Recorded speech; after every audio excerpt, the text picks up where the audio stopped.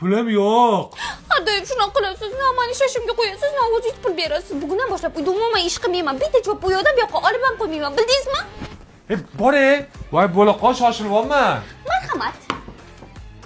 Ikkita qovurilgan tuxum yigirmaminsan? Shunaqa, nima meni kecha hazillashdi deb o'yladingizmi? Bugundan boshlab har bitta qotgan ishimni shunaqa qilib narxlab beraman. Insofing bormi? Yo'q. Xatab tarelkaga solib ber. Bizda o'z-o'ziga xizmat ko'rsatish.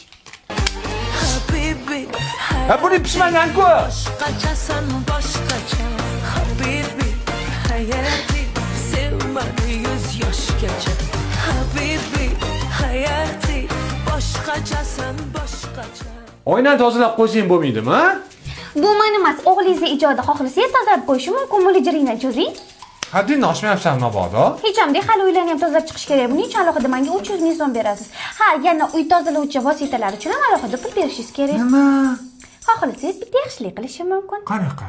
Mana qarang.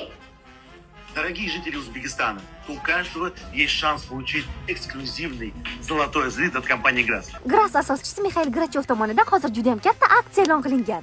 Agarda 50 ming so'mdan ortiq Gras vositalarini xarid qiladigan bo'lsak, Azilit Gold shunchaki bepul sovg'a qilinadi. Undan ham zo'ri. Agarda biz mana shu vositalar orqali tozalayotganimizda doim postlik qilib, ya'ni avvalgi va keyingi holatini ko'rsatib, video tayyorlab, uni o'z ijtimoiy tarmoqlarimizga joylasak va Gras UZB hamda Mixail Grachovni rasmiy sahifasini belgilaydigan bo'lsak, iPhone, AirPods hattoki mana shu mahsulotlarni 1 yillik zaxirasini ham yutib olishimiz mumkin ekan. Zo'r-a? Men bu pul Gras uchun Asanga uyga kelganimda ishingga qarab pul beraman. Yaxshi borib keling. Любая biznes qarashi agarda sal e'tiborliroq bo'lganlarida kechki Gras bilan hamma yo'llarni tozalab chiqarib ko'rgan bo'ladi. Endi bitta ovqat hisob qo'ysam bo'ldi. Ana endi hisob kitob qilsam, 300 ming so'mga uylarni tozaladim, 100 ming so'mga ovqat qildim, 100 ming so'mga kirlarni.